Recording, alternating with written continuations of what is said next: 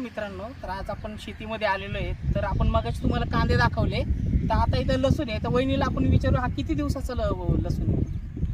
हा सरासरी 3 महिन्याचा आहे. एकदम प्युअर गावरान लसूण. हा तर बघा मित्रांनो, हा प्युअर आणि गावरान लसूण आहे. 3 महिने झाले आणि अजून किती महिन्यामध्ये निघेल हा? अजून 1 महिन्यामध्ये. तर अजून 4 महिन्यामध्ये. 4 महिन्याचं पीक आहे. 4 महिन्यामध्ये निघतं आणि अत्यंत भारी लसूण आहे. काही मित्रांना माहित नसेल, या लसूणचे हे जे पानं आहेत त्याची भाजी पण करतात, वड्या, त्याच्या वड्या पण करतात, पेंडवड्या. पेंडवड्या करतात. पेंडवड्या जवळ आहे, दाखव लसूण. आता आहे ना, हे बघा. आता